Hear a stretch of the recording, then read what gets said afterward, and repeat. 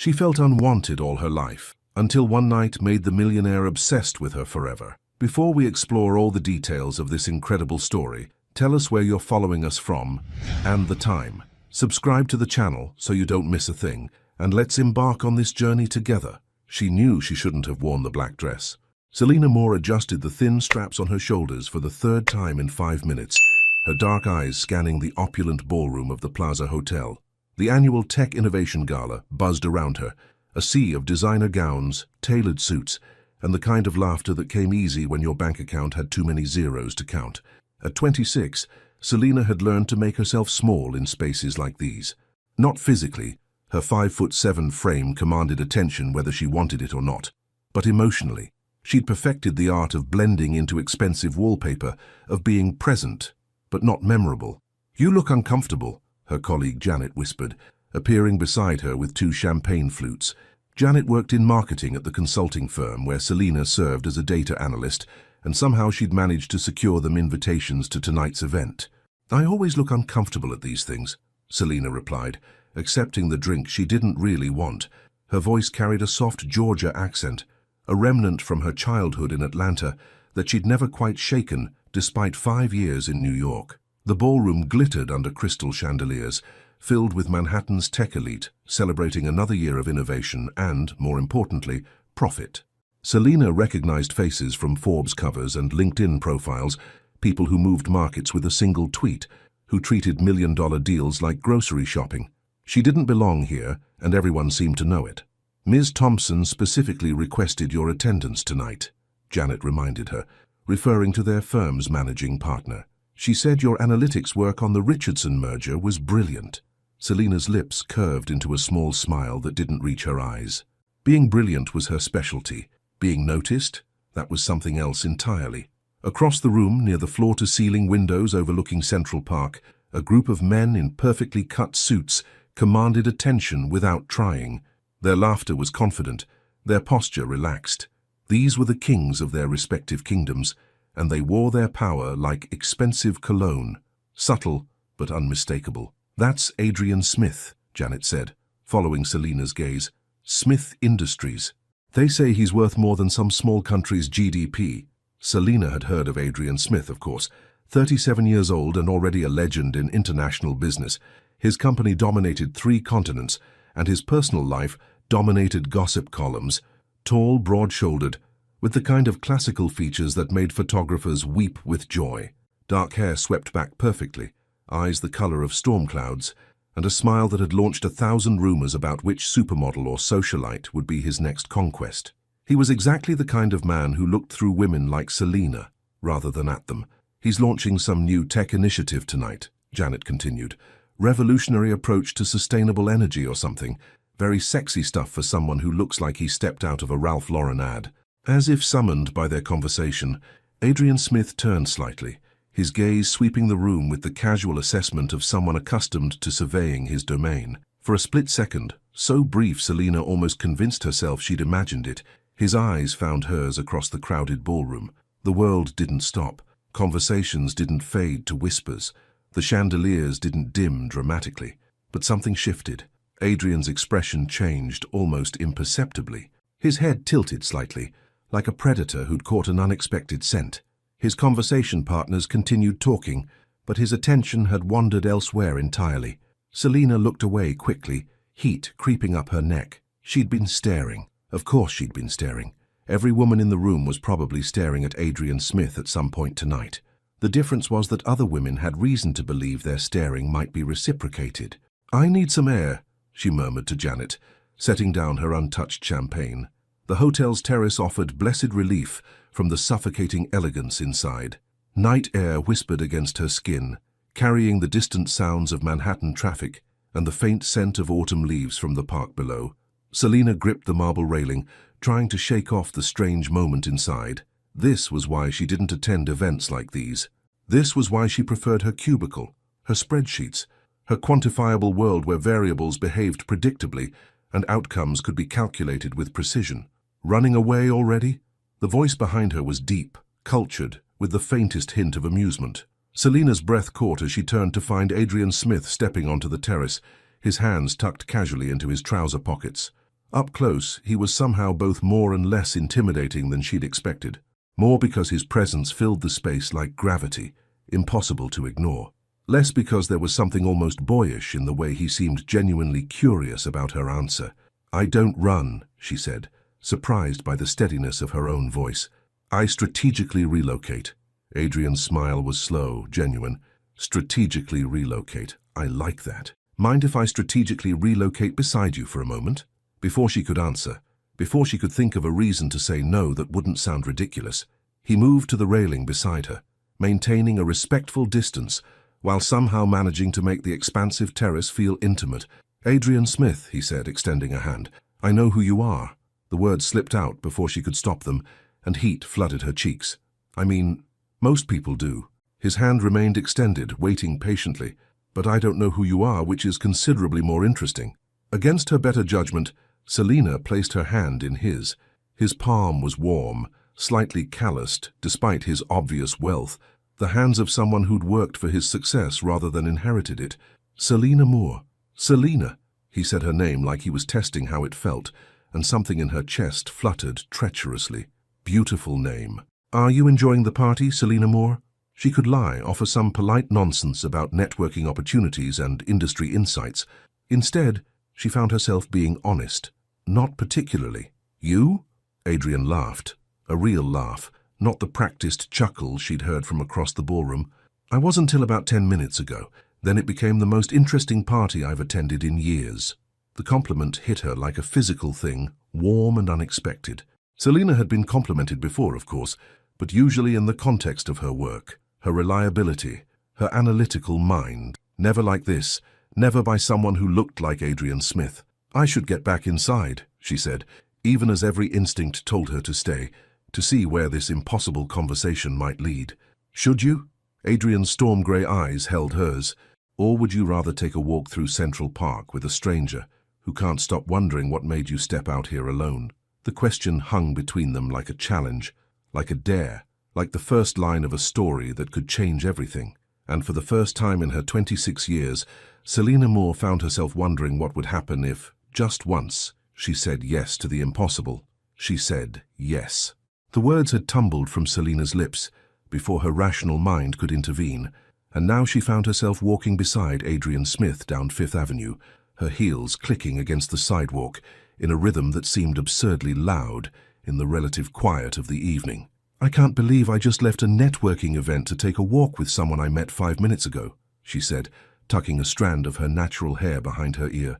She'd worn it in defined curls tonight, a style that had taken her an hour to perfect and would probably be ruined by the October breeze. "Technically it was 7 minutes," Adrian replied, his hands clasped behind his back as he walked. Even in the casual act of strolling, there was something commanding about his presence, and for what it's worth, I can't believe it either. "You can't believe I said yes, or you can't believe you asked." He paused mid-step, turning to face her under the glow of a street lamp. The light caught the sharp angles of his face, emphasizing the strong jaw and the slight lines around his eyes that spoke of someone who smiled often, but worried more. "Both," he said simply. "I don't usually pursue women at business events, and something tells me you don't usually walk through Central Park with strangers." "What gave it away?" Selina asked, surprised by her own boldness. "The way you've been calculating escape routes since we left the hotel," Adrian observed with a grin. "Very thorough. I counted at least 3 different subway stations and 2 taxi stands you've mentally catalogued." Heat crept up Selina's neck. She had been doing exactly that, old habits from a childhood where being prepared for quick exits had been a survival skill rather than paranoia. "I'm cautious," she admitted. "I noticed. It's refreshing." They reached the entrance to Central Park, where the urban chaos of Manhattan gave way to winding paths and autumn trees that rustled softly in the evening breeze. Adrian gestured toward a well-lit path that led deeper into the park. "Shall we?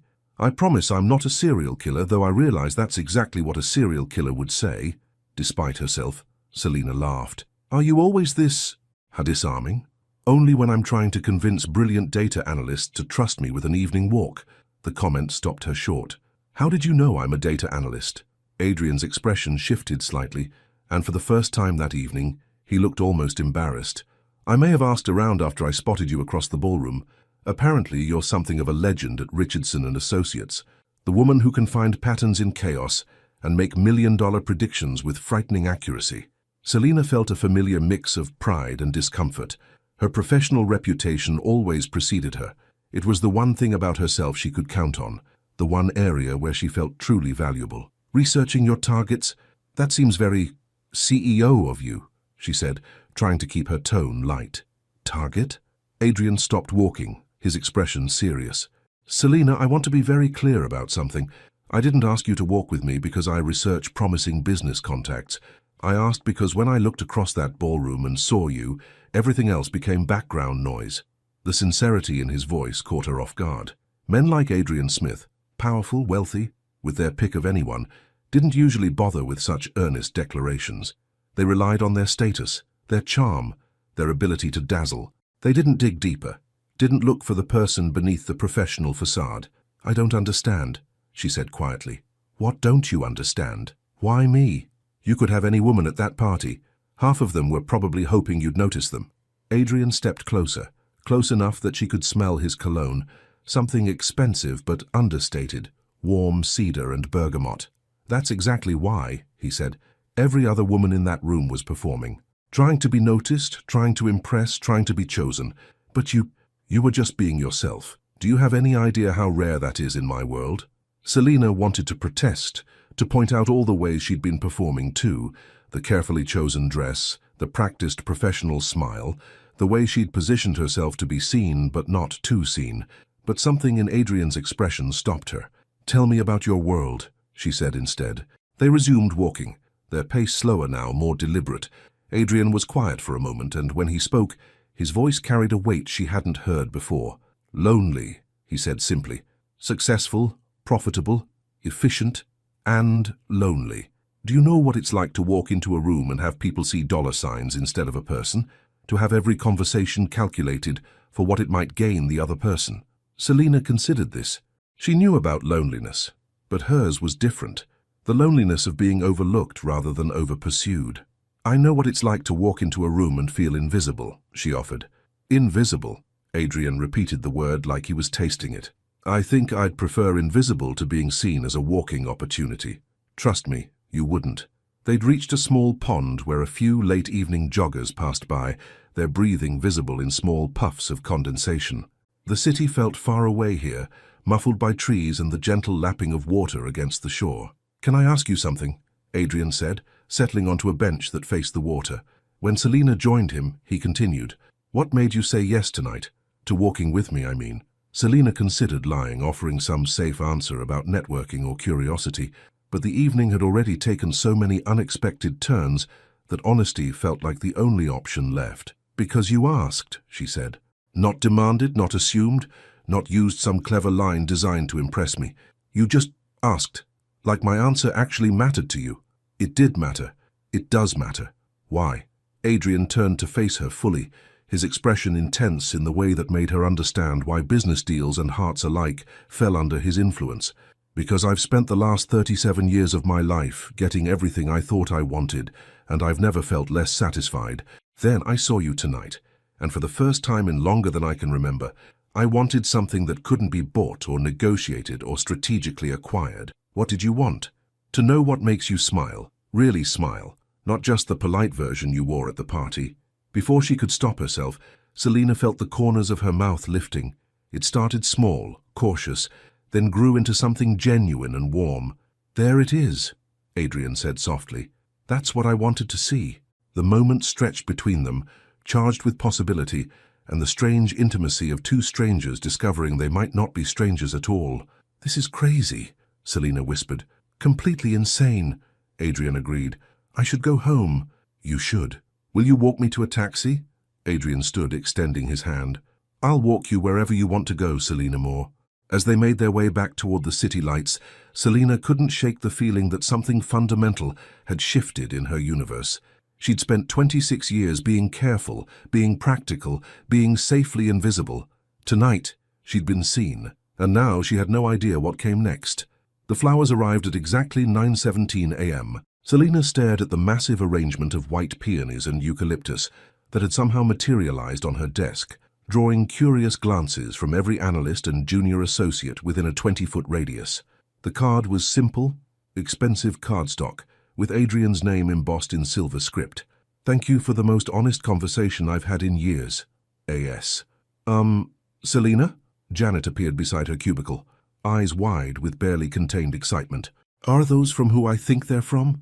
Selina tucked the card into her desk drawer, trying to appear nonchalant despite the fact that her heart was performing gymnastics routines in her chest. "They're just flowers, Janet. Just flowers. Those are Takashimaya peonies. Do you know how much those cost? More than my rent, probably."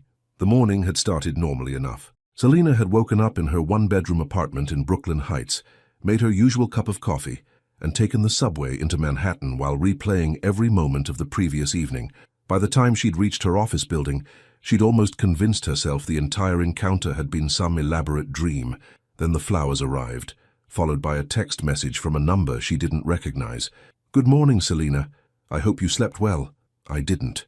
She stared at the message for a full minute before typing back, "How did you get my number?" The response came immediately. "I asked Janet for it. She was surprisingly cooperative once I mentioned I was the one sending flowers." Despite herself, Selina smiled. She could picture Janet's reaction, probably a mixture of romantic excitement and professional opportunism. "You're very resourceful, Mr. Smith. Adrian, and you haven't seen anything yet." Before she could respond, her phone rang. The caller ID displayed Richardson and Associates mainline, which meant someone was calling through the company's main switchboard. "Selina Moore speaking." "Ms. Moore, this is Catherine Wells from Mr. Adrian Smith's office. Mr. Smith would like to invite you to lunch today at Le Bernardin. Would 12:30 work for your schedule?" Selina blinked. Le Bernardin, the Michelin-starred restaurant where reservations were booked months in advance, and lunch for two probably cost more than her weekly grocery budget. That's very kind, but I usually eat lunch at my desk." Mr. Smith anticipated you might say that. "He asked me to mention that he has some insights about sustainable energy analytics that might interest you professionally." Clever. Adrian had found a way to make it about business, giving her professional cover for what was clearly personal. "May I call you back in 10 minutes?" Selina asked. "Of course, I'll hold the reservation until 11 a.m. After hanging up, Selina sat back in her chair, staring at the flowers that had somehow transformed her ordinary Tuesday morning into something that felt like a romantic comedy. This was insane. She didn't have lunch with millionaire CEOs. She didn't receive expensive flower arrangements. She certainly didn't get swept off her feet by men who looked like they'd stepped out of Forbes magazine. But she also couldn't stop thinking about the way Adrian had looked at her last night, like she was the most fascinating person in a room full of accomplished individuals. "You're going, aren't you?" Janet said, perching on the edge of Selina's desk. "I'm considering it." "Selina Marie Moore, if you don't go to that lunch, I will personally revoke your membership in the sisterhood."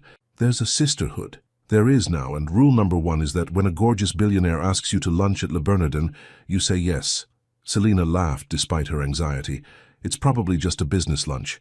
He mentioned energy analytics."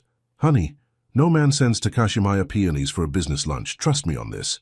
At 12:25 p.m., Selina found herself standing outside Le Bernardin, smoothing down the navy blue dress she'd hastily purchased during her lunch break. It wasn't designer, but it was new, and it made her feel slightly less out of place in the restaurant's elegant atmosphere.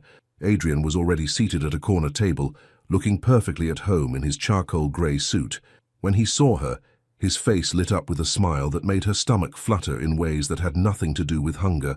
"You came," he said, standing to pull out her chair. "You made it very difficult to say no," Selina replied, settling into her seat. "Energy analytics, really. I do have some thoughts on sustainable energy analytics," Adrian said with mock seriousness. "Fascinating stuff. Revolutionary approaches to data modeling in renewable resource allocation. And do any of these thoughts actually exist?" "Absolutely. I've been thinking about them for at least 10 minutes.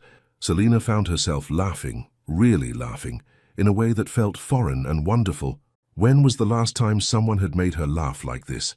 "You're terrible," she said. "I'm creative. There's a difference." The lunch proceeded with surprising ease.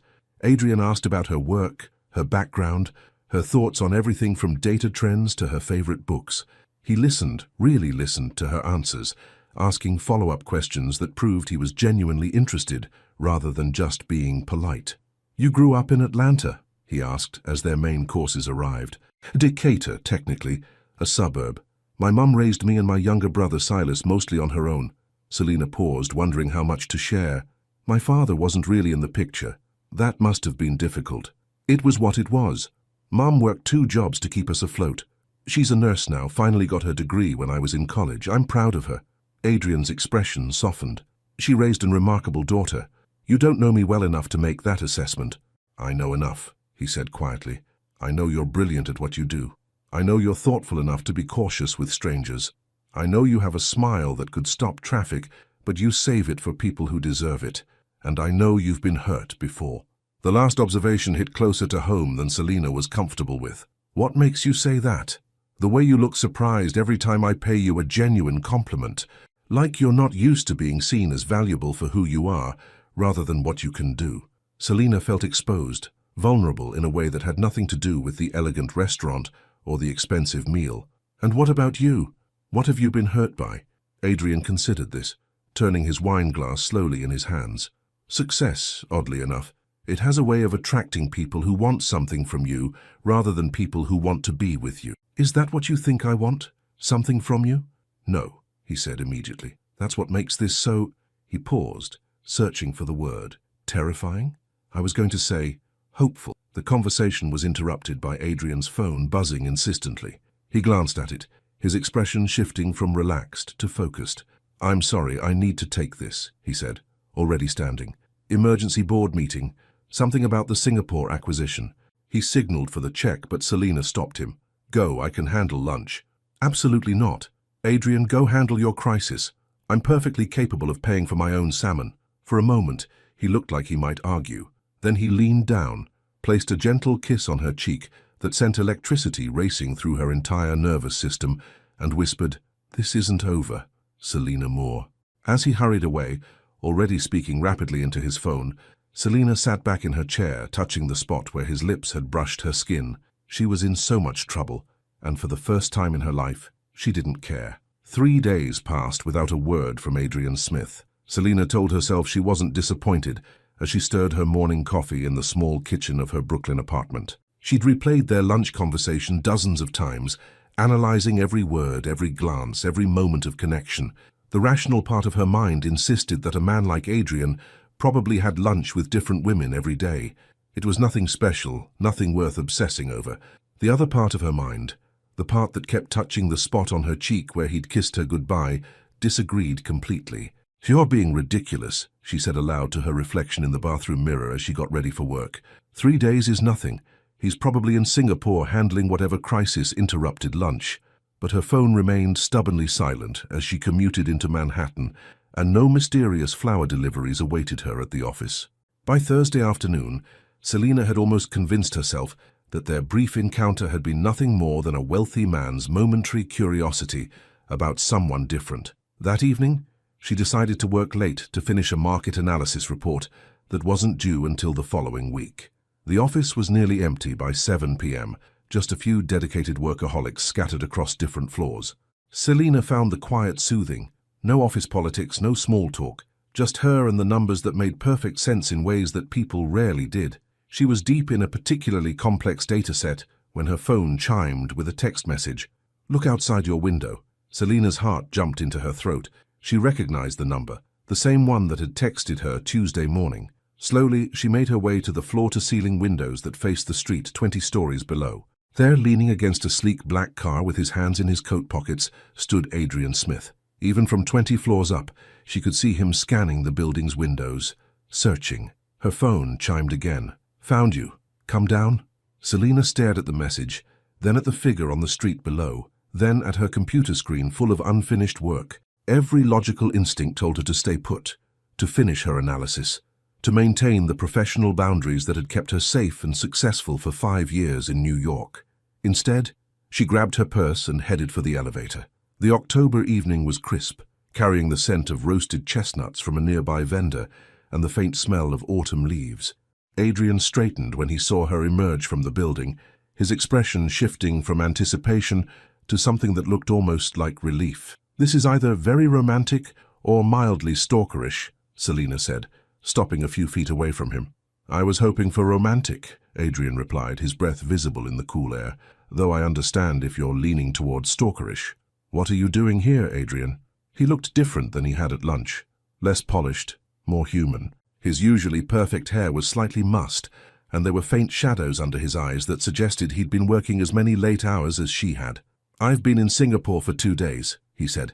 18-hour days, back-to-back meetings, sleeping in conference rooms, and all I could think about was getting back to New York to see you again.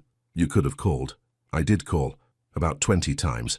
I kept starting to dial your number, and then hanging up because I couldn't figure out what to say that didn't sound insane. Selina felt a flutter of something dangerous in her chest. What would have sounded insane? Adrian stepped closer, close enough that she could see the flecks of blue in his grey eyes.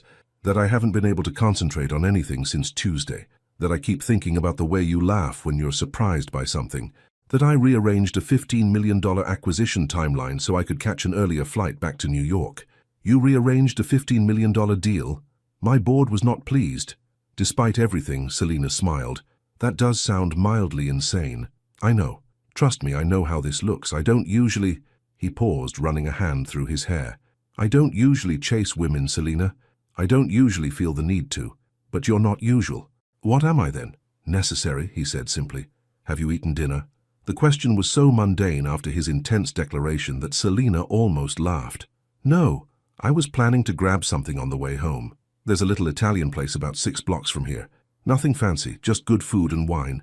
Will you let me buy you dinner? No business pretenses this time, no expensive restaurants designed to impress, just dinner." Selina studied his face, looking for signs of the calculated charm she'd expected from someone in his position. Instead, she saw something that looked almost vulnerable, like her answer actually mattered to him, in ways that went beyond ego or conquest. "Okay," she said, "but I'm walking there. No car service, no driver. Deal." They walked through the streets of Midtown, past food trucks and corner delis, office workers heading home, and tourists consulting their phones for directions. Adrian seemed fascinated by the ordinary rhythm of it all, like he was experiencing the city at street level for the first time in years. "Do you always travel with a driver?" Selina asked as they paused at a crosswalk. "Usually. It's more efficient." "When was the last time you rode the subway?" Adrian looked genuinely thoughtful.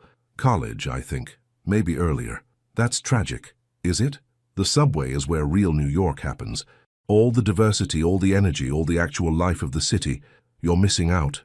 "Show me," he said suddenly. "What?" "Show me the subway. Show me your New York." Selina stared at him. "You want to take the subway?" "I want to see the city through your eyes." 20 minutes later, they were descending into the Times Square station, Adrian looking like an anthropologist studying a fascinating new culture. The evening rush was in full swing, commuters streaming in every direction, street musicians competing for attention, the distant rumble of approaching trains. "It's so—" Adrian paused, searching for words. "Chaotic, alive." They caught the R train toward Brooklyn, finding seats near a window. Adrian watched the city blur past, occasionally asking questions about neighborhoods, about the mix of people around them, about the rhythms of commuter life. "You're really enjoying this, aren't you?" Selina observed. "I'm enjoying you," he said. "The subway is just context." The simple honesty of the statement made her chest tight. She was used to men who tried to impress her with their knowledge, their success, their clever observations about everything around them. Adrian seemed more interested in understanding her perspective than demonstrating his own sophistication. "Can I ask you something?" she said, as their train pulled into her station. "Anything. Why me? And don't give me some line about authenticity or how refreshing I am. I want the real answer." Adrian was quiet for a long moment as they climbed the stairs back to street level. When they emerged into the Brooklyn evening, he stopped walking and turned to face her. "Because when I look at you, I remember who I used to be, before I became successful enough to afford anything I wanted," he said. "Because you challenge me without trying to change me. Because you're the first person in years who seems genuinely unimpressed by my money and genuinely interested in my thoughts." He paused, his expression vulnerable in the streetlight. "And because when you smiled at me in that restaurant, really smiled, I realized I'd forgotten what it felt like to earn something that mattered." Standing there on a busy Brooklyn sidewalk, surrounded by the ordinary magic of evening foot traffic and corner shops, Selina felt something shift inside her chest. Something that felt like falling, like flying, like the moment before a leap of faith. "That Italian place," she said softly. "Is the offer still open?" Adrian's smile was radiant. Always Selina Moore. The offer is always open. As they walked toward dinner, Selina couldn't shake the feeling that she was walking toward something much bigger than a meal. Something that might change everything she thought she knew about herself, about love, about the possibility of being chosen by someone who could choose anyone. And for the first time in her life, instead of running from that possibility, she was walking straight toward it. The restaurant was everything Adrian had promised, small, warm, and utterly unpretentious. Selina found herself tucked into a corner booth at Nonna's, watching Adrian attempt to twirl spaghetti while engaged in animated conversation with the elderly Italian owner who had insisted on personally recommending every dish. The scene was so far removed from the polished businessman she'd first encountered that she had to keep reminding herself this was the same man who commanded boardrooms and closed million-dollar deals. "Your boyfriend, he has good taste, Mrs. Rossetti said in accented English as she refilled Selina's wineglass. "But terrible technique with the pasta. You teach him, yes?" "He's not my—" Selina started, but Mrs. Rossetti had already bustled away with a knowing smile. "Boyfriend?" Adrian asked, raising an eyebrow. That escalated quickly. Mrs. Rossetti sees romance everywhere. Last week she tried to set up her grandson with the Uber Eats delivery guy. And how did that work out? "They're having coffee next Tuesday." Adrian laughed, the sound rich and unguarded in the intimate space. Maybe she's onto something. The ease between them surprised Selina. Over the past 2 hours, conversation had flowed from childhood stories to travel experiences to philosophical debates about everything from urban development to the best pizza in New York.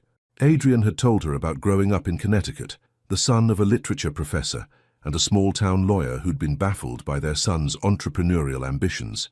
"They wanted me to teach," he said, swirling wine in his glass. "Literature, like my father. They thought business was soulless." "Do you think it's soulless?" "Sometimes. When it's done poorly, when it becomes about power for its own sake rather than building something meaningful." He paused. "What about you? Did you always want to work with data?" Selina considered the question. "I wanted to understand patterns. My childhood felt chaotic. Mom working multiple jobs, never enough money, my father's unpredictable appearances and disappearances. Numbers made sense, they had rules, predictable outcomes. And now? Now I realize that the most interesting patterns are often found in the chaos, not in spite of it." Adrian's gaze intensified. "Is that what this is? An interesting pattern in the chaos?" Before she could answer, her phone buzzed with a text message. Then another, then a rapid succession of notifications that made her wince apologetically. "I'm sorry, let me just—" She glanced at the screen and her stomach dropped. The messages were from her brother Silas, each one more urgent than the last. "Call me now, Mum's in the hospital emergency room at Grady Selina. Please call—" "I have to go," she said, already standing, her hands shaking as she fumbled for her wallet. "What's wrong?" Adrian was on his feet instantly, his expression shifting to sharp concern. "My mum, she's in the hospital. I need to get to Atlanta tonight." Adrian's response was immediate and decisive. "My car is outside. We can be at Teterboro in 30 minutes. "What? No, I'll just book a flight." "Selina," his voice was gentle but firm, "let me help. Adrian, I can't afford a private jet to Atlanta. You're not paying for anything. Give me your brother's number." In the chaos of the next 20 minutes, Adrian making rapid phone calls while they raced through Brooklyn, Selina trying to reach Silas, both of them piling into the back of Adrian's car, she barely had time to process what was happening. One moment she was twirling pasta and laughing about Mrs. Rossetti's matchmaking. The next she was climbing aboard a private jet with Adrian beside her, her entire world tilted off its axis. "This is insane," she said, as the plane taxied toward the runway. "I barely know you." "You know enough," Adrian replied, fastening his seatbelt. "And I know you'd do the same for me." "Would I?" "Yes. It's who you are." The flight to Atlanta passed in a blur of turbulence and anxiety. Adrian made more phone calls, arranging a car to meet them, somehow managing to get real-time updates on her mother's condition through connections Selina didn't want to examine too closely. She spent most of the flight staring out the window at the lights below, trying to process not just her fear about her mother, but the surreal reality of Adrian's immediate, unquestioning support. "She's stable," he said, hanging up from yet another call. "Cardiac episode, but they've got her stabilized. Your brother is with her." "How do you know that?" "I have a friend who knows someone at Grady Hospital." Of course you do. Adrian studied her face in the dim cabin lighting. You're angry. I'm confused. Selina turned to face him. Why are you doing this? We've known each other for less than a week. Does the timeline matter? Yes. No.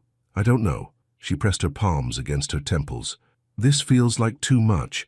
You, this plane, the way you just fixed everything with a few phone calls, it's overwhelming. I'm sorry, I wasn't trying to overwhelm you. Then what were you trying to do? Adrian was quiet for a long moment, looking out at the darkness beyond the plane's windows. When he spoke, his voice was softer than she'd ever heard it. I was trying to be the person you'd want beside you when everything goes wrong, he said, because that's what you've become for me, the person I want beside me. And when someone becomes that important, you don't hesitate. You don't calculate costs or worry about timelines. You just show up. The words hit her like a physical force, stealing her breath and her ability to maintain her emotional defenses. This was happening too fast, too intensely, too completely. Adrian, I know it's fast, I know it doesn't make logical sense, but since when has anything between us made logical sense?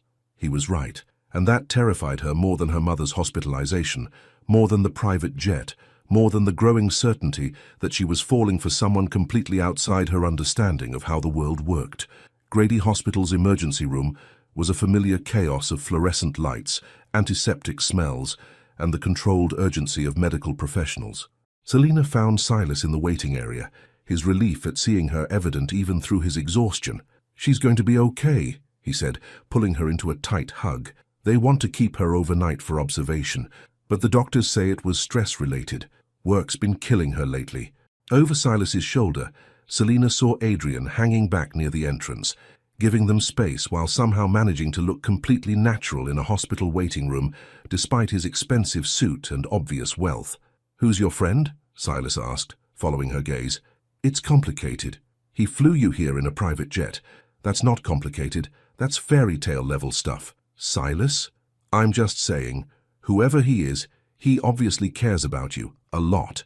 Looking across the waiting room at Adrian, who was now somehow engaged in conversation with a tired-looking nurse and making her laugh, Selina felt something settle into place inside her chest, something that felt like recognition, like coming home to a place she'd never been before. He'd shown up, without hesitation, without conditions, without even really knowing her. He'd simply shown up when she needed someone. And for the first time in her 26 years, Selina Moore felt truly, completely chosen. Yeah, she said softly, watching Adrian hand the nurse what looked like a business card while maintaining the kind of respectful charm that made people feel valued rather than managed. I think he does. The question now was whether she was brave enough to choose him back. Selina woke up in her childhood bedroom to the smell of bacon and the sound of unfamiliar laughter drifting from the kitchen downstairs. For a moment, she was 15 again, listening to her mother's voice mixing with whatever boyfriend she was dating that month. But as consciousness fully returned, the events of the previous night came flooding back. The emergency, the flight, the hospital, and Adrian's unwavering presence through it all. The laughter from downstairs came again, and this time she recognized both voices, her mother and Adrian. Selina checked her phone. 8:47 a.m. She'd fallen asleep around 3, after finally seeing her mother settled at home and stable. Adrian had insisted on driving them back from the hospital, then somehow talked her exhausted mother into letting him sleep on the living room couch to help with anything that might come up during the night. Now, apparently, he was making breakfast. Pulling on a robe over her pajamas, Selina padded downstairs to find a scene that defied every assumption she'd made about Adrian Smith's domestic capabilities. He stood at her mother's ancient gas stove, perfectly at ease in jeans and a borrowed t-shirt, probably Silas's, flipping pancakes while engaged in animated conversation with her mother, who was perched at the kitchen table in her robe, looking more relaxed than Selina had seen her in months. So I told the board that if they couldn't see the long-term value in sustainable infrastructure, they needed to expand their definition of profitability, Adrian was saying, sliding a perfect pancake onto a plate. Smart man, her mother replied. Too many people think short-term these days. No vision beyond the next quarterly report. Exactly. You understand business better than half my investors, Mrs. Moore. Call me Diane, and I understand people, which is half of business anyway. Selina leaned against the doorframe, watching this impossible scene unfold. Adrian looked so natural in her mother's modest kitchen, so genuinely engaged in conversation about everything from hospital politics to neighborhood gentrification. There was no condescension, no obvious wealth on display, just a man making breakfast and talking with someone he clearly respected. "How long have you been awake?" she asked, announcing her presence. Both Adrian and her mother turned, and the smile that lit up Adrian's face made something warm unfurl in Selina's chest. "About an hour," he said. "Your mother caught me trying to figure out the coffee machine and took pity on me." "That old thing is temperamental," Diane Moore said with a laugh. "You have to sweet-talk it into cooperation." "Like most worthwhile things," Adrian replied, his eyes finding Selina's. Heat crept up her neck. Even in her childhood kitchen, wearing borrowed clothes and wielding a spatula, Adrian somehow managed to make everything feel charged with possibility. "How are you feeling, Mum?" Selina asked, moving to kiss her mother's cheek. "Much better. Embarrassed about all the fuss, but better." Diane squeezed her daughter's hand. "Adrian's been telling me about his flight here. That was incredibly generous." "It was nothing," Adrian said, setting a plate of pancakes in front of Selina. "It wasn't nothing," Selina said quietly. "Thank you." Their eyes met across the kitchen, and for a moment the rest of the world faded away. The intensity of the look they shared was interrupted by Silas, thundering down the stairs, apparently following the scent of bacon. "Please tell me there's more of whatever smells amazing," he said, then stopped short when he saw Adrian. "Oh, you're still here." "Silas," Diane warned. "What?" "I'm just surprised. Most of Selina's dates don't usually stick around for breakfast." "He's not—" Selina started, then realized she had no idea how to finish that sentence. What was Adrian, exactly? "I'm whatever Selina is comfortable with me being," Adrian said smoothly, offering Silas a plate. "Pancakes? Okay, I like him," Silas announced, accepting the food. "Anyone who makes pancakes this good gets to stick around." "High praise from the pancake connoisseur," Selina said dryly. "I'm serious. These are restaurant quality." "My secret weapon," Adrian said with mock seriousness. "I learned from a chef in Paris who threatened to ban me from his kitchen if I didn't master the perfect pancake." "You're joking," Diane said. "Completely serious. Jean-Claude was very particular about his breakfast standards." As her family laughed and talked around the kitchen table, a scene so domestic and normal it felt surreal given the circumstances, Selina found herself studying Adrian with new eyes. This wasn't the polished businessman from the gala, or even the intense romantic from their dinners.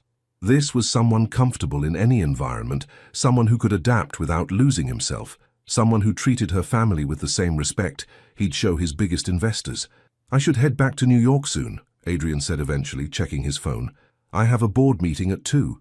The announcement hit Selina with unexpected disappointment. She'd known this interlude couldn't last forever, but the thought of returning to their separate worlds felt like waking up from a particularly vivid dream. "I'll drive you to the airport," she offered.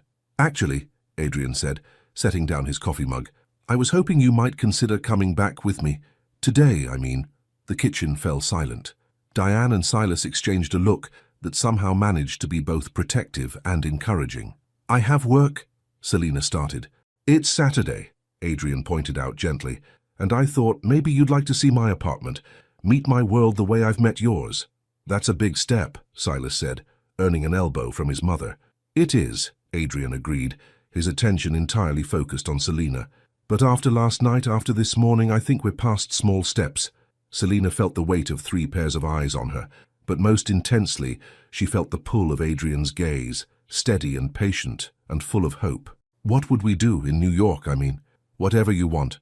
I could show you my favorite bookstore, or we could walk through the village, or just order takeout and talk. I just want to spend time with you, Selina.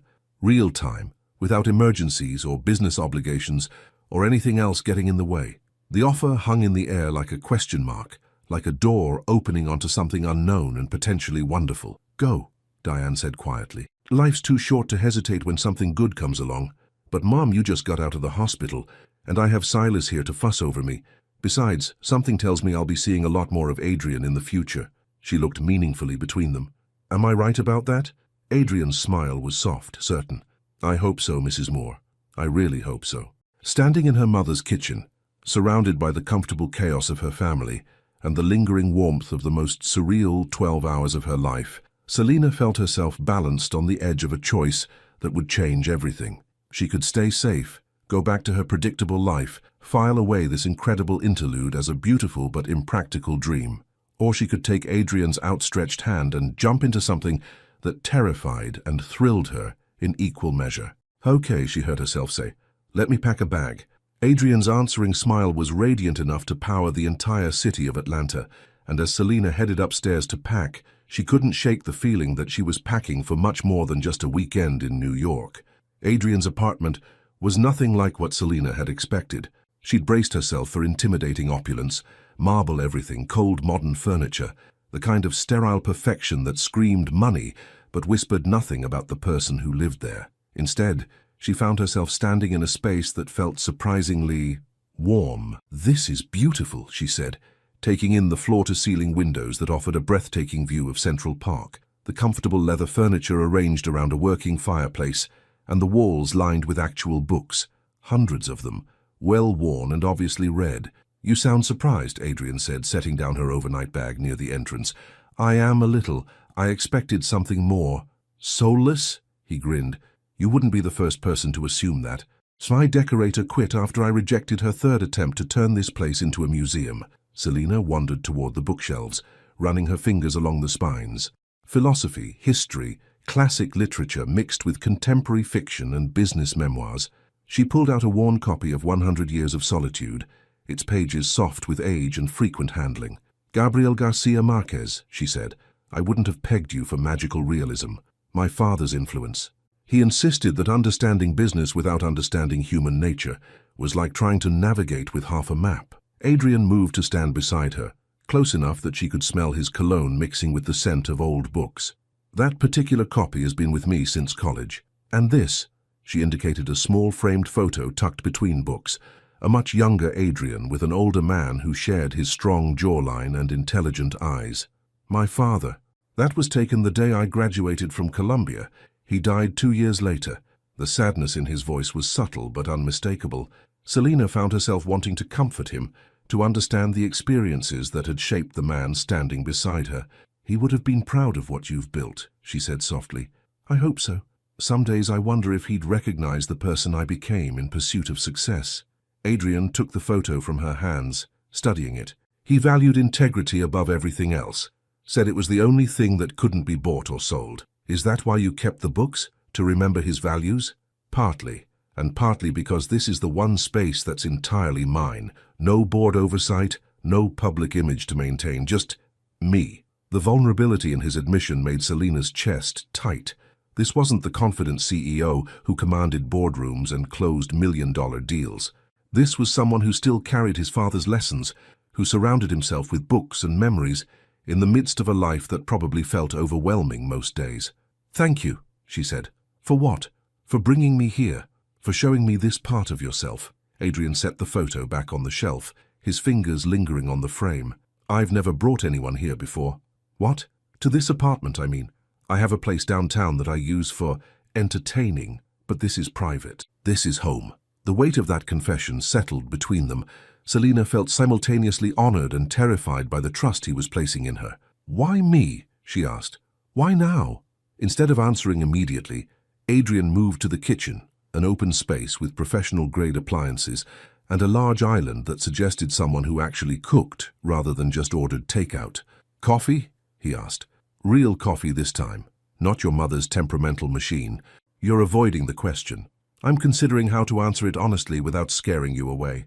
He busied himself with an expensive-looking espresso machine, the domestic routine somehow making him seem more human, more accessible. Selena perched on one of the bar stools, watching his hands move with practiced efficiency.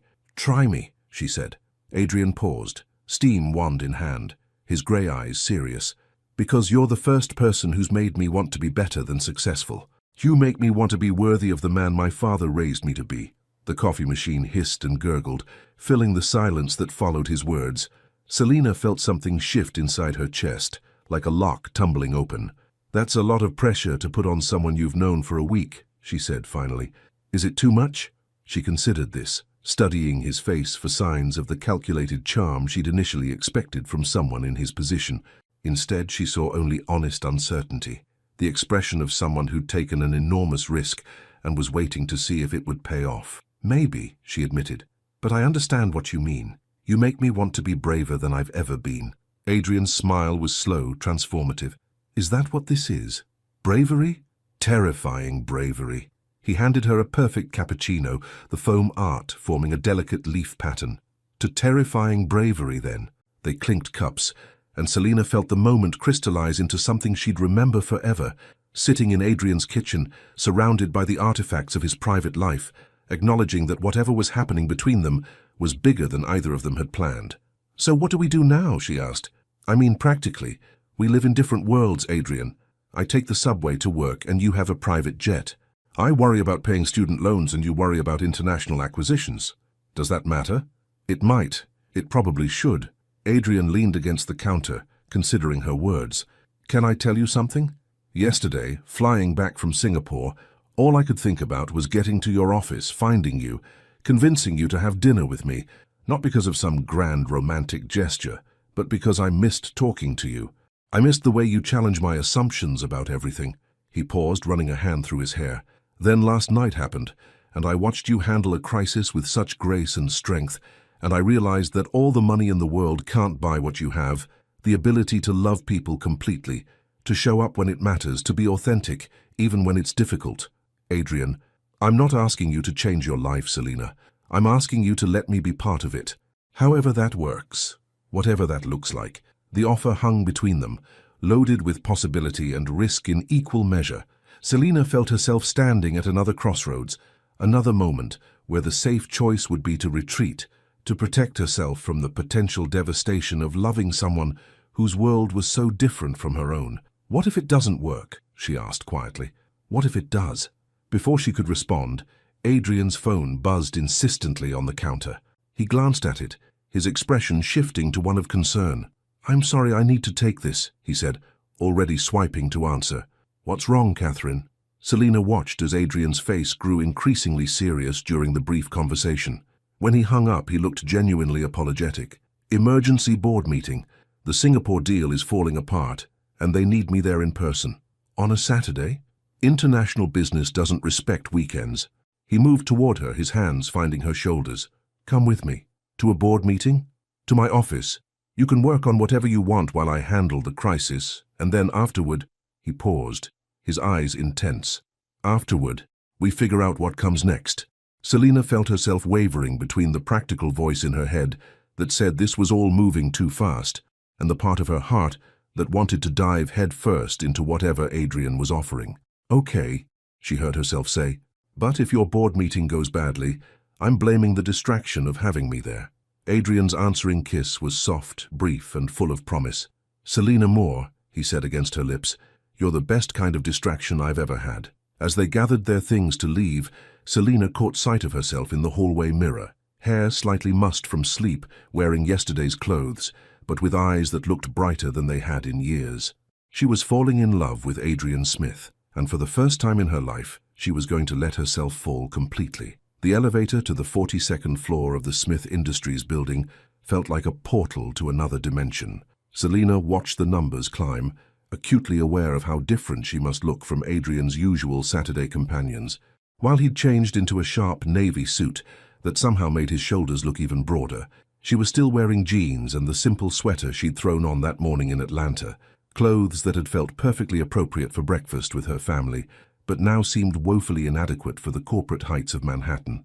"You're nervous," Adrian observed, his hand finding hers as the elevator whisked them upward. "I'm out of my league," she corrected. "There's a difference." "No, you're not. You're one of the most brilliant analysts I've ever encountered, and I've worked with people from Harvard, Stanford, Wharton. Adrian, I work in a cubicle. You run a multinational corporation." The elevator dinged softly as they reached their destination. "And today you're going to see exactly how much I need someone who thinks the way you do."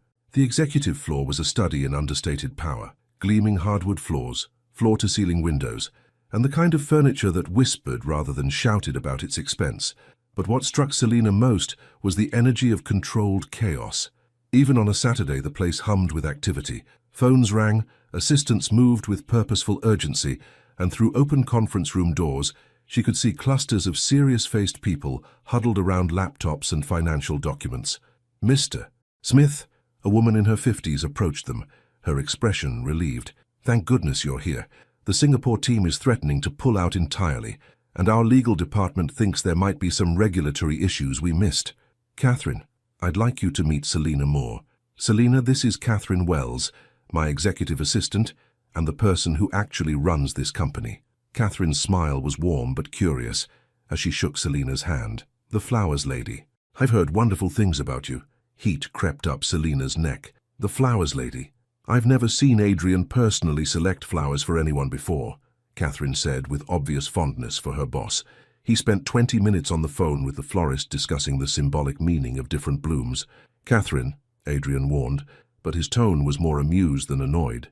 What? She should know you spent more time choosing her flowers than you did reviewing the Morrison contract. Can we focus on the actual crisis now? Adrian asked, but Selina caught the slight smile tugging at his lips. Conference room B, they're waiting for you. As they walked down the hallway, Selina felt increasingly out of place. This was Adrian's world, one of high-stakes decisions and million-dollar consequences, where people treated Saturday morning emergencies as routine and spoke in acronyms she didn't recognize. There's a quiet office down the hall where you can work, Adrian said, stopping outside a glass-walled conference room filled with people in expensive suits. I'll check on you as soon as I can. Adrian, wait. She caught his arm before he could enter the meeting. Are you sure about this? Having me here while you handle something this important? He turned to face her fully, his expression serious. Selina, in the last week, you've become the most important thing in my life. Where else would I want you to be? Before she could respond, he kissed her forehead gently and disappeared into the conference room, leaving her standing in the hallway feeling simultaneously cherished and completely out of her depth. The office Catherine had directed her to was smaller than Adrian's apartment, but still more luxurious than anywhere Selina had ever worked. She settled behind the massive mahogany desk, pulled out her laptop, and tried to focus on the market analysis she'd been working on before her world had been turned upside down by emergency trips and private jets. But concentration proved impossible. Through the floor-to-ceiling windows, she could see into the conference room where Adrian commanded the attention of a dozen people, his posture confident as he gestured toward charts and graphs displayed on multiple screens. Even from a distance, she could see the respect in the way others listened to him, leaned forward when he spoke, nodded at his suggestions. This was Adrian in his element, powerful, decisive, completely in control. And she was, what? A data analyst from Brooklyn who'd somehow stumbled into a fairy tale that felt increasingly fragile with each passing hour. Knock, knock. Catherine appeared in the doorway with a cup of coffee and a knowing smile. Thought you might need this. Thank you. Selina accepted the coffee gratefully. How long do these emergency meetings usually last? Depends on how stubborn the other parties are being. Adrian's very good at finding solutions that work for everyone, but sometimes it takes time to convince people to see his perspective. Catherine settled into the chair across from the desk, her manner friendly but observant. Can I ask you something? And feel free to tell me it's none of my business. Okay. What are your intentions with Adrian? The directness of the question surprised Selina into a laugh. Shouldn't you be asking him about his intentions with me? Honey, his intentions are written all over his face every time someone mentions your name. I'm more concerned about whether you understand what you're getting into. Selina set down her coffee cup, studying Catherine's expression. What do you mean? Adrian he's a good man, probably the best boss I've had in 30 years of corporate work. But his world is complicated. There are expectations, pressures, people who will judge you based on your background, your education, your bank account. Are you trying to warn me off? I'm trying to prepare you because if you hurt him, I'll have to hurt you. And I really don't want to do that because I already like you. The threat was delivered with such maternal warmth that Selina found herself smiling despite the seriousness of the conversation. And if he hurts me, then I'll hurt him too. Equal opportunity, protectiveness. They were interrupted by the sound of raised voices from the conference room. Through the glass walls, Selina could see Adrian standing at the head of the table, his expression more intense than she'd ever seen it. A woman, elegantly dressed, with perfectly styled blonde hair and an expression of barely contained frustration, was gesturing sharply, clearly disagreeing with whatever Adrian had proposed. Stella Palmer, Catherine said, following Selina's gaze, Senior Vice President of Strategic Development. She's been questioning Adrian's leadership lately, thinks he's too impulsive to be making decisions about international expansion. Is she right? About Adrian being impulsive? Absolutely not. About Adrian making questionable decisions lately, Catherine's smile was sly. Well, flying to Atlanta on a Tuesday night to chase after a woman he'd just met might qualify as questionable, but it's the best kind of questionable, if you ask me. The meeting continued for another hour, with Selina pretending to work while actually watching Adrian navigate what was clearly a complex web of personalities and competing interests. She found herself impressed by his patience, his ability to listen to multiple perspectives before responding, the way he managed to project authority without arrogance. When the conference room finally emptied, Adrian looked exhausted but victorious. He found Selina in the borrowed office, loosening his tie as he sank into the chair across from her. "Crisis averted?" she asked. "For now. We restructured the deal terms, gave Singapore some additional regulatory guarantees, and convinced our board that international expansion is worth the short-term risk." He rubbed his temples. "Stella's still being difficult, but that's nothing new. Catherine mentioned she doesn't think you're qualified to run the company. Stella thinks anyone who takes risks outside her carefully calculated parameters is reckless. Don't worry about her." But Selina was worrying, though not about Stella Palmer specifically. Watching Adrian in action had driven home just how different their worlds really were. He made decisions that affected thousands of employees and millions of dollars. She analyzed data and made recommendations that might influence quarterly projections. "What's wrong?" Adrian asked, his expression concerned. "Nothing, this is a lot to process. The meeting, all of it. Your apartment, your office, the way people look at you like you can solve any problem. It's impressive and intimidating, and I'm not sure where I fit in any of it." Adrian leaned forward, his grey eyes serious. "You fit right here, Selina. With me. Everything else is just details." "Are they, though? Details, I mean. What happens when the novelty wears off, and you realize that I don't belong in conference rooms and charity galas? What happens when people like Stella start questioning your judgment because you're dating someone who doesn't have an Ivy League degree or a trust fund?" Then I remind them that my personal life is none of their concern, and that the woman I'm falling in love with is worth more than all their calculated strategies and corporate politics combined. The words hit her like a physical force, stealing her breath and her ability to maintain her emotional defenses. "Adrian, I love you, Selina," he said simply. "I know it's fast, I know it's complicated, I know it probably sounds insane, but I love your intelligence, your strength, your loyalty to your family, the way you make me want to be better than I was yesterday. I love that you challenge me and comfort me and make me laugh, even when everything else feels overwhelming." He stood up, moving around the desk, to kneel beside her chair, taking her hands in his. "I don't care about board members or social expectations or what anyone else thinks about us. I only care about you, about us, about building something real together." Selina looked down at their joined hands, at this powerful man kneeling beside her in his expensive office, declaring his love like it was the most natural thing in the world. "What if I can't handle your world?" she whispered. "What if my world can't handle how incredible you are?" he countered. "What if we stop worrying about what if and start focusing on what is?" "And what is?" Adrian's smile was tender, certain. "What is that I love you, and I think maybe you love me too." Selina felt tears prick her eyes, not from sadness but from the overwhelming realization that she did love him. Completely, terrifyingly, irrevocably. "Yeah," she whispered. "I think maybe I do." When Adrian kissed her in that borrowed office high above Manhattan, with the afternoon sun streaming through the windows and the sounds of the city far below, Selina finally understood what it meant to be chosen by someone who saw her exactly as she was and loved her not despite her differences from his world, but because of them. The future was still uncertain, still full of obstacles and challenges she couldn't yet imagine. But for the first time in her life, she was ready to face them with someone who loved her enough to kneel beside her chair and promise that whatever came next, they'd handle it together.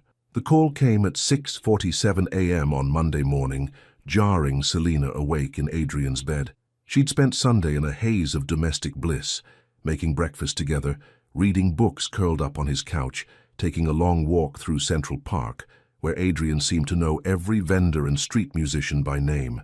It had felt surreal and perfect, like playing house in someone else's beautiful life. Now, with her phone buzzing insistently against the nightstand, reality was crashing back in. "Selina?" Janet's voice was tight with anxiety. "Where are you? Miss Thompson wants to see you in her office now." Selina sat up, instantly alert. Yanka Thompson, the managing partner at Richardson & Associates, didn't typically request Monday morning meetings unless someone was in serious trouble. "What time is it?" Adrian mumbled from beside her, his arm tightening around her waist. "Almost 7, Selina whispered, then spoke into the phone. "What's this about, Janet?" "I don't know, but she looked serious, very serious. And there's been some gossip about you leaving work Friday with flowers, then not showing up today." "It's Monday morning, Janet. The day hasn't even started. She wants you here by 8. And Selina, you might want to prepare some explanations." After hanging up, Selina found Adrian watching her with concern. In the early morning light filtering through his bedroom windows, he looked younger, more vulnerable than the commanding CEO she'd watched in action over the weekend. "Work emergency?" he asked. "I think I'm about to be fired." Adrian sat up fully, instantly focused. "What? Why?" "Because I disappeared Friday afternoon with expensive flowers from a client, then didn't show up for work over the weekend." Selina was already moving toward the bathroom, her mind racing through possible explanations that wouldn't sound completely insane. "Because I've been living in a fairy tale for 3 days and forgot that I have a real life with real responsibilities." "Selina, wait!" Adrian caught her hand as she passed the bed. "Richardson & Associates. They're one of our consulting partners. If your boss is giving you trouble because of me, I can make a call." "No." The word came out sharper than she'd intended. "Absolutely not. I will not have you solving my professional problems with phone calls and influence." "That's exactly what I was afraid would happen." Adrian's expression shifted, hurt flickering across his features. "I was just trying to help." "I know, but I need to handle this myself." An hour later, Selina sat across from Yanka Thompson's desk, feeling like a student called to the principal's office. Her boss was a formidable woman in her 50s, known for her brilliant analytical mind and her zero tolerance for anything that might compromise the firm's reputation. "I'll be direct, Selina," Yanka said, not bothering with pleasantries. "There are rumors circulating about your relationship with Adrian Smith, rumors that suggest you may have used company events and client connections for personal gain." Selina's stomach dropped. "Ms. Thompson, I can explain." "Can you? Because what I'm hearing is that you've been receiving expensive gifts at the office, taking personal calls during work hours, and now you're apparently spending weekends at his apartment." Patricia leaned back in her chair. "Help me understand how this looks from a professional standpoint." "It looks bad," Selina admitted, "but it's not what you think. I didn't pursue Mr. Smith for professional reasons. We met at the Tech Innovation Gala, and anything that's happened since has been entirely personal." "Personal relationships with clients create conflicts of interest, Selina. You know this. Smith Industries isn't my client. They're a consulting partner, which makes it worse, not better. If Adrian Smith influences our partnership agreements because of his personal feelings for you, or if our competitors suggest that we're trading sexual favors for business advantages, this firm's reputation suffers." The crude implication hit Selina like a slap. Heat flooded her cheeks, followed immediately by a wave of angry defensiveness. "That's not what this is," she said quietly. "Then what is it?" Before Selina could answer, Yanka's assistant knocked on the door. "Ms. Thompson, I'm sorry to interrupt, but Adrian Smith is here to see you. He says it's urgent." Selina's blood turned to ice. Through the glass walls of Yanka's office, she could see Adrian in the reception area, looking every inch the powerful CEO in his charcoal suit and determined expression. "Send him in," Yanka said, her eyebrows raised with interest. "Miss Thompson, please don't—" Selina started, but Adrian was already striding into the office, his presence immediately commanding the space. "Ms. Thompson, thank you for seeing me without an appointment." His voice was professional, courteous, but Selina could see the steel underneath. "I understand there may be some concerns about my relationship with Ms. Moore." "Mr. Smith," Patricia replied coolly, "how convenient that you're here. Perhaps you can help clarify the nature of your association with one of our employees." Adrian's jaw tightened almost imperceptibly. "My relationship with Selina is personal and has nothing to do with business. I'm here to ensure that she faces no professional consequences for my pursuit of her." "Your pursuit of her?" Yanka's tone suggested she found the phrasing interesting. "Yes. I approached Selina at a social event. I asked her to dinner.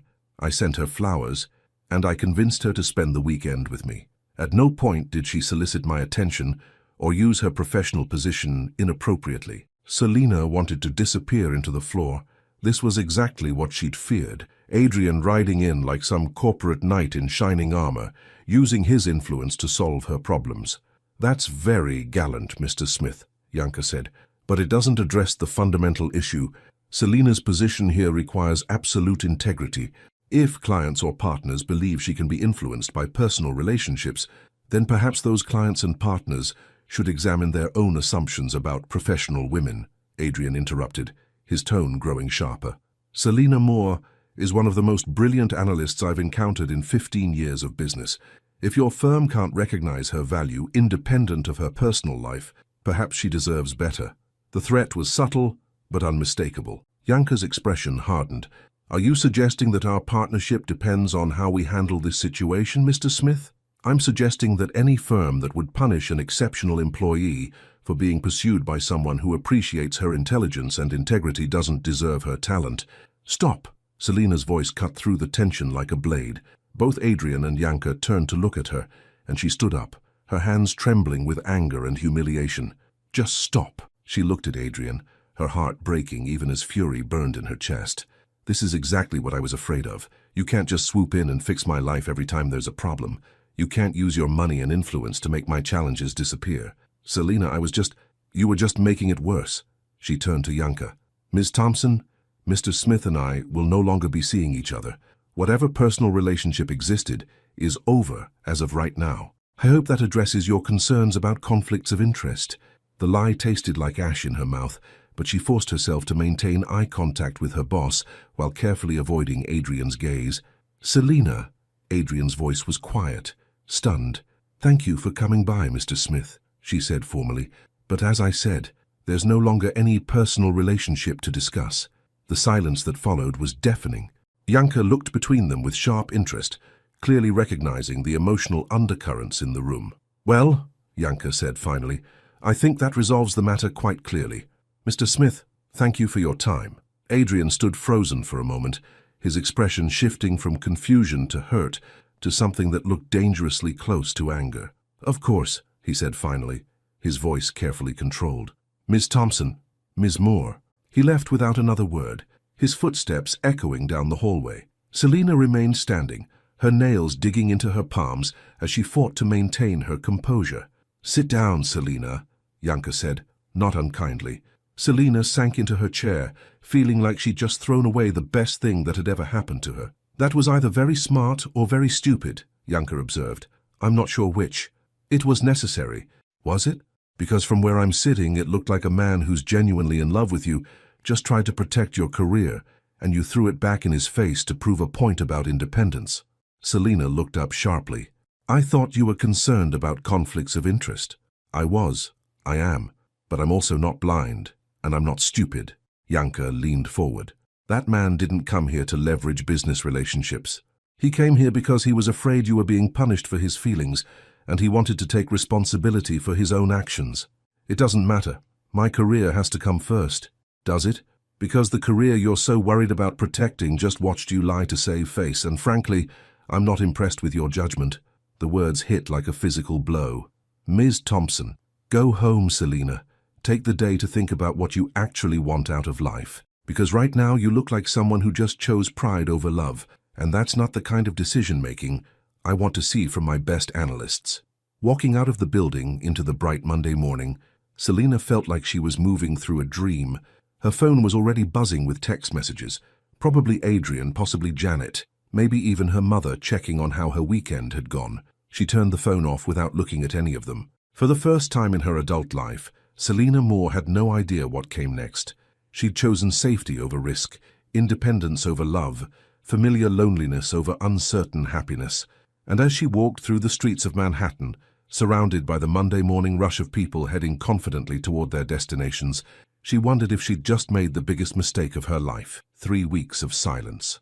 Selina had counted every day, every hour, every moment since she'd walked out of Janka's office and effectively ended the most important relationship of her life. She'd thrown herself into work with a desperation that bordered on obsession, staying late every night, accepting every project, analyzing data until her eyes burned and her head pounded. It didn't help. Nothing helped. The flowers had stopped coming after the first week. The text messages had stopped after the second. By the third week, even Catherine Wells had stopped calling to check on her. though she'd left a voicemail that Selina had played so many times she could recite it from memory. "Honey, I don't know what happened between you and Adrian, but that man is miserable, and frankly, so are you if Janet's reports are accurate. Sometimes pride is just fear wearing a fancy outfit." Now, on a rainy Thursday evening in November, Selina sat in her empty apartment staring at the latest market analysis reports, seeing numbers but not understanding them, her mind consistently drifting to storm-grey eyes and the memory of hands that had held her like she was precious. Her phone rang, startling her from her reverie. Janet's name flashed on the screen. "Are you watching the news?" Janet asked without preamble. "No. Why?" "Turn on Channel 7, now." Selina fumbled for the remote, her heart suddenly racing without understanding why. The local news flickered to life, showing a familiar face behind a podium. Adrian, looking somehow both powerful and exhausted, addressing a room full of reporters. "Effective immediately, I'll be stepping down as CEO of Smith Industries to focus on new ventures that align more closely with my personal values," Adrian was saying. "The board will be conducting a search for my replacement over the next 60 days. Selina's hand flew to her mouth. She turned up the volume, her heart hammering against her ribs. "Mr. Smith," a reporter called out, "sources suggest this decision is related to recent personal upheavals. Can you comment on whether your relationship status influenced this choice?" Adrian's jaw tightened, almost imperceptibly. "My personal life has always been separate from my business decisions.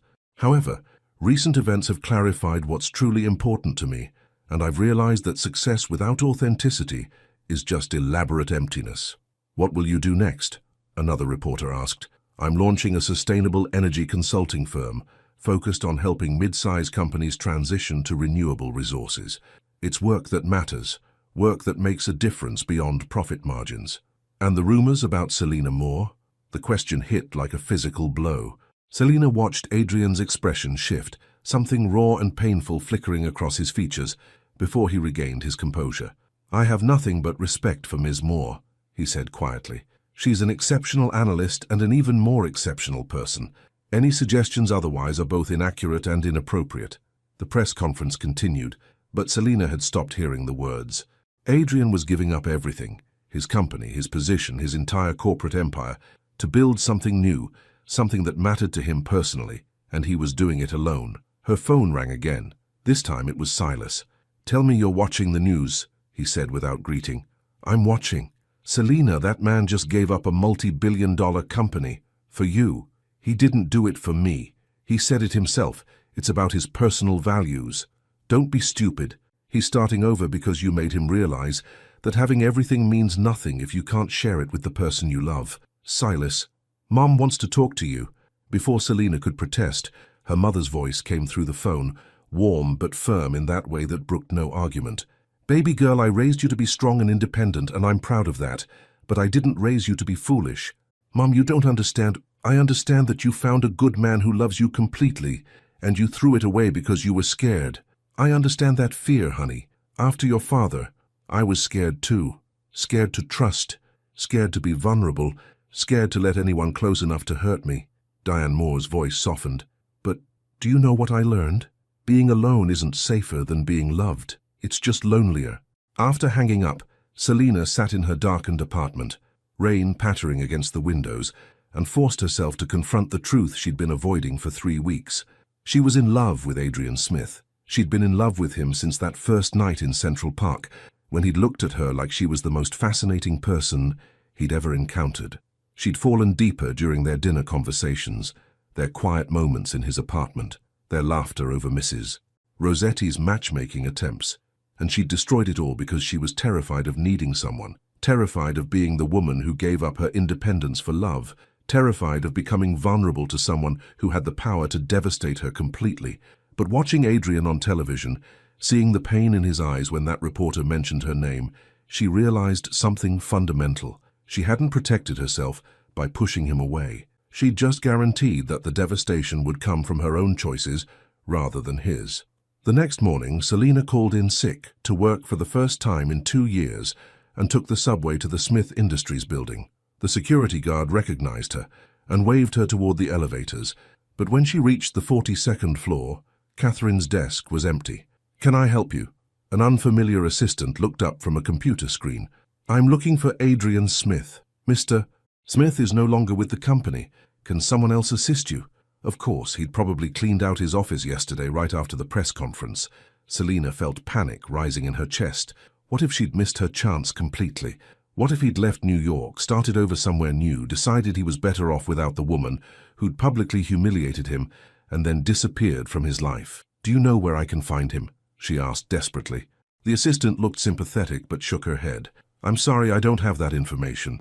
Selina spent the rest of the day calling every number she could think of. Catherine's phone went straight to voicemail. The main Smith Industries line couldn't provide personal information about former employees, and Adrian's personal number had apparently been disconnected. By evening, she was sitting on a bench in Central Park near the pond, where they'd had their first real conversation, watching the sun set through bare November trees and fighting the growing certainty that she'd lost him forever. I thought I might find you here. Selina spun around, her heart stopping at the familiar voice. Adrian stood about 10 feet away, hands in the pockets of a navy wool coat, looking like he hadn't slept in weeks. He was still devastatingly handsome, still carried himself with that natural confidence, but there was something different in his eyes, something sadder and more guarded than she remembered. How did you know I'd be here? She asked, her voice barely above a whisper. Because this is where we figured out that we could trust each other, and I was hoping— He paused, studying her face. I was hoping you might be ready to figure out what comes next. Selina stood slowly, her legs unsteady. I saw the news yesterday. I figured you might. Why did you do it? Really? Adrian moved closer, close enough that she could see the exhaustion in his features, the lines around his eyes that hadn't been there 3 weeks ago. Because you were right, he said simply. I was trying to solve your problems with money and influence, trying to protect you in ways that made you feel smaller rather than stronger. I realized that if I wanted to be worthy of loving someone like you, I needed to become someone who built things rather than just acquired them. Adrian, I'm not done. His voice was gentle but firm. I've spent the last 3 weeks thinking about what you said that day in Yanka's office, about how I can't just swoop in and fix everything with phone calls and connections. You were absolutely right. He took another step closer, and Selina could smell his familiar cologne, could see the hope and uncertainty warring in his expression. So, I didn't come here to fix anything, he continued. I came here to tell you that I love you. Not because you need me, not because I can solve your problems, but because you challenge me to be better than I was yesterday. Because you make me laugh, and make me think, and make me want to build something meaningful with my life. Tears were streaming down Selina's face now, hot and unstoppable. I love you too, she whispered. I've loved you this whole time. I was just scared. Scared of what? Scared of needing you. Scared of losing myself in your world. Scared of not being enough when the novelty wore off. Adrian reached out slowly, giving her time to pull away, and when she didn't, he gently brushed the tears from her cheeks. Selina Moore, he said softly, you are enough. You've always been enough. You're brilliant and strong and independent, and the most beautiful woman I've ever known inside and out. I don't want to change you, or fix you, or make you fit into my world. I want to build a new world with you, one where we both get to be exactly who we are, even if I'm stubborn and proud and sometimes push you away when I'm scared. Especially then, because that's what makes you you, and you are what I choose, every day for the rest of my life, if you'll have me. Standing there in the gathering dusk of Central Park, surrounded by the sounds of the city and the rustling of autumn leaves, Selina felt all her careful defenses crumble completely. This was the moment she'd been terrified of and running toward in equal measure, the moment when she stopped protecting herself and started living fully. Yes, she said, stepping into his arms. Yes to all of it. When Adrian kissed her, it tasted like coming home, like second chances, like the beginning of something extraordinary. And for the first time in 3 weeks, Selina Moore felt like she could breathe again. What happens now? She asked against his lips. Now, Adrian said, his smile radiant in the fading light, we figure it out together. All of it. No more grand gestures. No more trying to solve each other's problems. Just partnership. Partnership, Selina repeated, testing the word. It felt right, felt possible, felt like the foundation for something that could last. Although, Adrian added, his expression turning slightly mischievous, I should probably mention that Catherine threatened to hunt me down and lecture me about throwing away the best thing that ever happened to me if I didn't come find you soon. Catherine's a smart woman, the smartest, which is why I hired her to help run my new company. You hired Catherine. I told you I was building something new. I can't think of anyone I'd rather have helping me do it. As they walked out of the park together, hands intertwined, Selina felt the weight of the last 3 weeks lifting from her shoulders. There would be challenges ahead, integrating their lives, navigating the differences between their backgrounds, learning how to love each other without losing themselves in the process. But for the first time in her life, Selina wasn't afraid of the unknown. She was walking toward it with someone who loved her exactly as she was, someone who wanted to build a future rather than fix the past, someone who had chosen her not despite her fears and flaws, but because of the complete, complicated, extraordinary person she was. And that, she thought as Adrian squeezed her hand and pointed toward a small Italian restaurant with warm light spilling from its windows, felt like the beginning of everything. 2 years later, the coffee was still terrible. Selina smiled as she coaxed Adrian's ancient espresso machine into producing something resembling cappuccino, listening to the sounds of their Saturday morning routine unfolding around her. Adrian's voice drifted from his home office where he was on a call with a client in Portland, a mid-size manufacturing company looking to transition to solar energy. Catherine's laughter echoed from the dining room, where she was reviewing contracts while Silas attempted to explain the finer points of fantasy football. Some things, Selina reflected, were worth the learning curve. "Mum, are you burning breakfast again?" Selina turned to find Diane Moore emerging from the guest bedroom, looking rested and happy after her weekend visit to New York. At 62, her mother had finally learned to slow down, though she still worked part-time at the hospital and had recently started dating a kind radiologist who brought her flowers every Friday. "I'm not burning anything," Selina protested, gesturing toward the perfectly golden pancakes Adrian had started before his call. "I'm just supervising." Diane kissed her daughter's cheek, then stole a piece of bacon from the plate. "Where's that man of yours?" "Conference call with the Portland team. They're breaking ground on their new solar facility next month. And how's business?" "Good. Really good, actually." Selina couldn't keep the pride from her voice. Greenwave Consulting landed 3 new contracts this week, including one with a textile company in North Carolina that could be their biggest project yet. Adrian's company had grown steadily over the past 2 years, built on a foundation of genuine expertise and authentic relationships rather than corporate connections and inherited influence. It was smaller than Smith Industries had been, more personal, more meaningful, and Adrian came home every night energized rather than exhausted, excited to tell her about the projects he was working on rather than the deals he'd closed. "And what about you?" Diane asked, settling at the kitchen island with her coffee. "Any word on the promotion?" "Next week, hopefully. Yanka says it's just a formality at this point, but—" Selina shrugged, trying to appear nonchalant about something that had consumed her thoughts for months. The promotion to senior partner at Richardson & Associates represented everything she'd worked toward for 7 years. Recognition, security, the validation that she belonged in rooms where important decisions were made. A year ago, it would have been the most important thing in her life. Now it felt like one wonderful piece of a much larger, more complex puzzle. "Nervous?"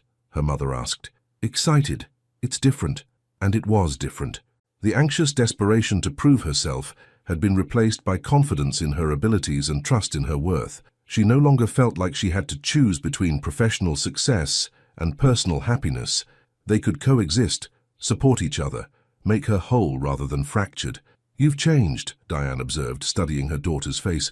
"You're settled, happy in a way I don't think I've ever seen you." Before Selina could respond, Adrian appeared in the doorway, hair slightly mussed from running his hands through it during the call, wearing the old Columbia t-shirt and jeans that had become his standard weekend uniform. "Portland's a go," he announced, then moved to kiss Selina's temple before greeting her mother with a warm hug. "Good morning, Diane. How did you sleep?" "Like a baby. That guest bed is more comfortable than my own. Then you'll have to visit more often." It was such a simple exchange, so domestic and natural, but it filled Selina with a warmth that had nothing to do with the coffee in her hands. This was what she'd never quite believed she could have. Not just love, but partnership. Not just passion, but peace. "Catherine wants to know if we're still on for brunch at 11, Adrian said, checking his phone. "And apparently Silas has some announcement he's excited to share." "What kind of announcement?" Selina asked suspiciously. Her brother had been unusually mysterious during his visit, deflecting questions about his job at the tech startup in Atlanta. and changing the subject every time someone mentioned his on-and-off relationship with his college girlfriend. The kind that involves champagne, according to Catherine's text. They found out an hour later, gathered around a corner table at their favorite brunch spot in the village, that Silas had been accepted to graduate school at NYU and would be moving to New York in the fall. MBA program, he explained, grinning at the collective surprise around the table, focusing on sustainable business practices. Apparently, watching my sister's boyfriend completely reinvent his career inspired me to think bigger about what I want to do with mine. Ex-boyfriend, Diane corrected with a meaningful look at Adrian. Current something much more serious. Adrian's hand found Selena's under the table, his thumb tracing circles on her palm in the gesture that had become as natural as breathing. "We're working on defining the terms," he said diplomatically, though his smile suggested the definition might be evolving sooner than later. The conversation flowed around them, Catherine sharing updates about her son's first year of college, Silas describing his plans for the move, Diane telling stories about her new boyfriend that made everyone laugh. Selena found herself watching rather than just participating, storing up the moment like a photograph she wanted to remember forever. 2 years ago, she couldn't have imagined this scene. Her family and Adrian's chosen family, gathered around a table like they'd known each other for decades rather than months. Catherine treating Silas like the little brother she'd never had, her mother offering Adrian unsolicited relationship advice with the casual authority of someone who'd claimed him as family. Adrian laughing at Silas's terrible jokes and asking genuine questions about Diane's work at the hospital. This was what love looked like in practice, not just the grand gestures and passionate declarations, but the slow building of a life together, the integration of worlds that had once seemed incompatible. "Earth to Selena," Catherine said, waving a hand in front of her face. "Where did you go?" "Sorry, just thinking." "About what?" Selena looked around the table, at these people who had somehow become her chosen family, and felt her heart expand with gratitude. About how sometimes the best things happen when you stop trying to control everything and just let yourself fall. "Deep thoughts for Sunday brunch," Silas teased. "I'm a deep person."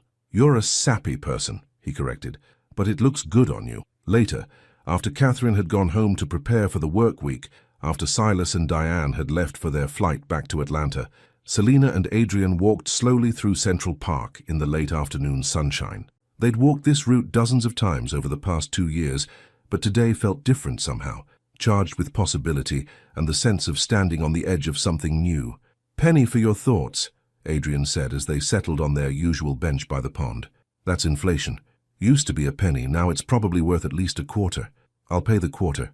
Selena leaned against his shoulder, watching a young couple nearby taking engagement photos, the woman laughing as the photographer directed them into increasingly elaborate poses. "I was thinking about time," she said. "How 2 years ago, I thought I knew exactly what I wanted from life. Good job, financial security, respect from my colleagues, all very reasonable, achievable goals. And now I realize that I was thinking too small. Not about the goals themselves, but about what happiness actually looks like." Adrian's arm tightened around her. "And what does it look like?" "This," she said simply.